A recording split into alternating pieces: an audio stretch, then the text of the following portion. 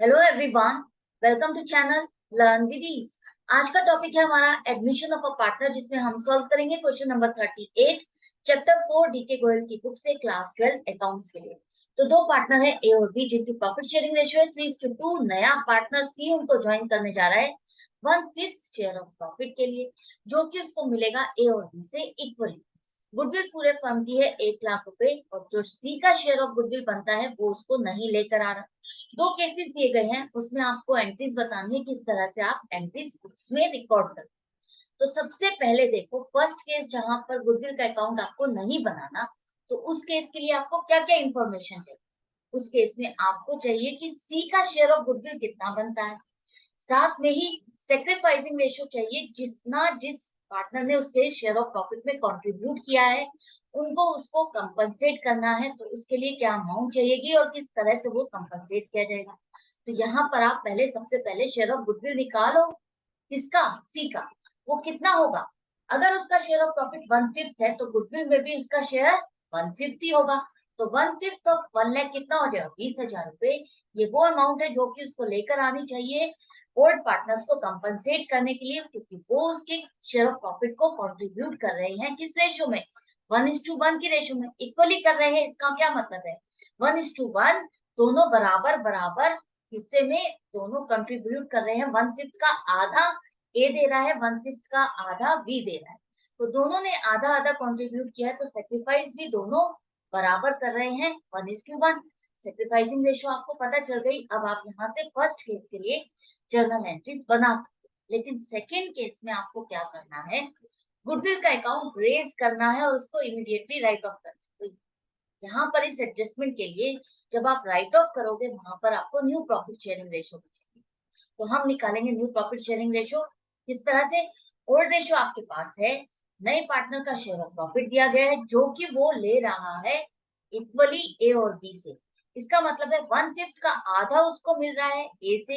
ये जो वो फ्रैक्शन निकल के आई है, ये इसका आधा, ये फ्रैक्शन ए अपने शेयर ऑफ प्रॉफिट में से सेक्रीफाइस कर रहा है, सरेंडर कर रहा है। इसी तरह से बी, ये भी अपना 1/5 का आधा जो निकल कर आ रहा है, ये फ्रैक्शन अपने शेयर ऑफ प्रॉफिट में से सेक्रीफाइस करा है। इन दोनों ने इतना इतना शेयर ऑफ प्रॉफिट सेक्रीफाइस किया है, तो ये दोनों मिलकर ही कहाँ जा रहे हैं? सी के पास। आप दोनों का टोटल करके देखो क्या आ रहा है, 2/10, और उसको रिड्यूस करो तो आपके पास आ जाएगा 1/5। यही शेयर ऑफ प्रॉफिट बन रहा है जो कि उसको ए और बी से मिल रहा है। तो इन दोनों की सेक्रीफाइसिंग रेशो क्या बनकर आती है? अगर ये दोनों ये फ्रैक्शन सेक्रीफाइस कर रहे हैं, तो इसी को अगर आप रेशो में कन्वर्ट करते हो तो 1:1 ही तो आएगी। क्या आपको लंबा प्रोसेस करने की जरूरत है? Old ratio minus new ratio? नहीं, बिल्कुल नहीं। आपने यहाँ से कैलकुलेट भी कर लिया है, तो यहीं से आप रेशो निकालोगे 1:2। न्यू रेशो निकालनी है तो आपको क्या करना होगा? जो ओल्ड रेशो के अकॉर्डिंग ए का शेयर बनता है 3/5, माइनस जितना उसने सेक्रीफाइस किया है उसको तो आपको माइनस करना पड़ेगा ना, क्योंकि अब आगे चल करके उसका शेयर ऑफ प्रॉफिट इतनी फ्रैक्शन से कम होकर के मिलेगा। तो यहाँ पर माइनस कर देते हो तो ये वो फ्रैक्शन आ गई है जिसके अकॉर्डिंग आगे चल करके उसको शेयर ऑफ प्रॉफिट मिलेगा। ए का आपको पता चल गया है, इसी तरह से बी का आप कैलकुलेट करो। बी का आएगा 3/10, जो कि न्यू प्रॉफिट शेयरिंग रेशियो के लिए फ्रैक्शन है। यहाँ तीनों पार्टनर्स का अब आपके पास शेयर ऑफ प्रॉफिट फ्रैक्शन में आ गया है। इसको आपको रेशियो में कन्वर्ट करना है, तो रेशियो आ गई है 5:3:2। यहाँ पर आपको समझ में आ गया होगा, डिनोमिनेटर सेम नहीं है।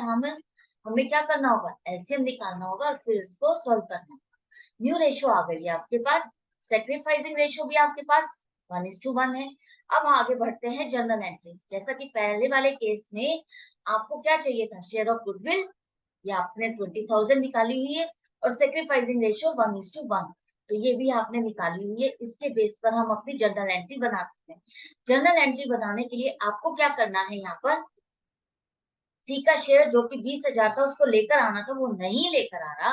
और यहाँ पर उसके लिए आप क्या करोगे? सी करंट अकाउंट को डेबिट करोगे।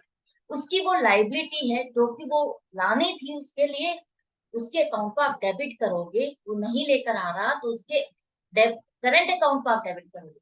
उसके कैपिटल अकाउंट को हम डिस्टर्ब नहीं करेंगे। कैपिटल अकाउंट हमने यहाँ पर खोला भी नहीं है, तो हम इसकी लाइबिलिटी के लिए क्या करेंगे?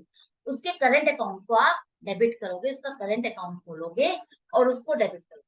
बाकी जो है जिसका जितना शेयर बनता है, इस ये अमाउंट उसको क्यों लानी है, ताकि वो ए और बी को कंपनसेट कर सके, उनको पे कर सके जो उसको शेयर ऑफ प्रॉफिट मिल रहा है उससे। तो यहाँ पर ए और बी में आप 20,000 को डिस्ट्रीब्यूट करते हो 1:1 सेक्रीफाइसिंग रेशियो में, तो 10-10,000 आएंगे।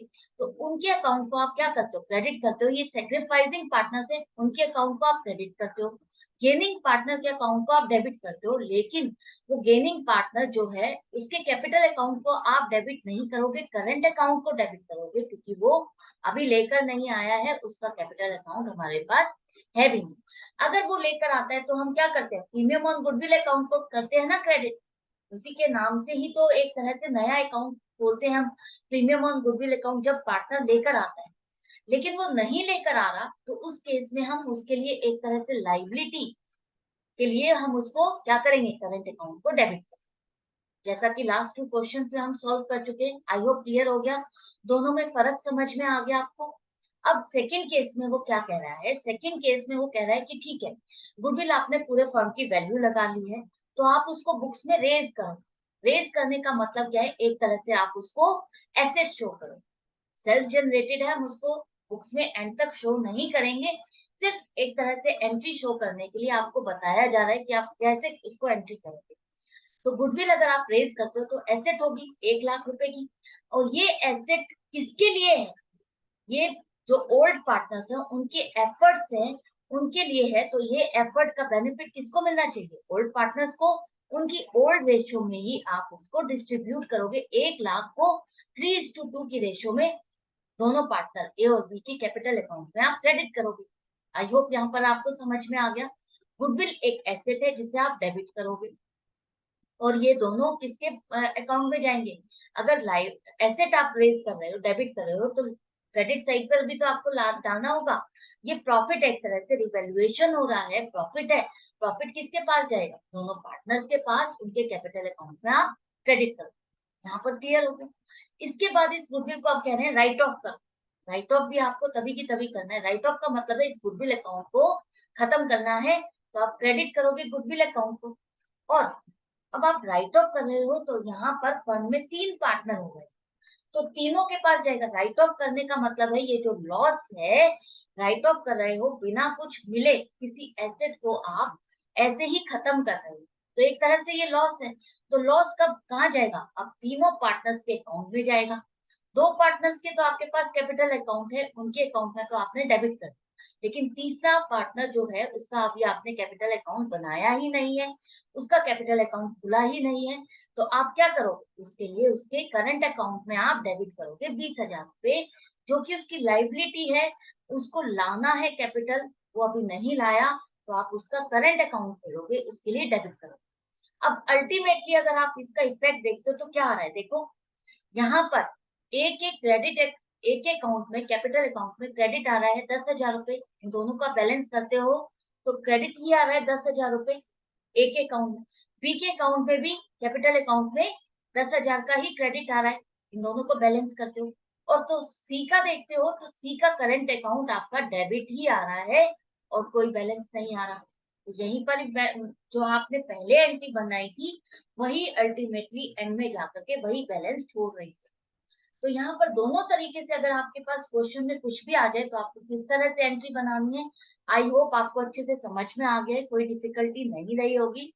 अगर कंफ्यूजन या डाउट है तो आप उसके लिए मुझसे पूछ सकते हो कमेंट सेक्शन में लिख करके। मैं मिलूंगी आपसे नेक्स्ट वीडियो में नेक्स्ट क्वेश्चन के साथ आपकी प्रैक्टिस के लिए। Good bye and take care.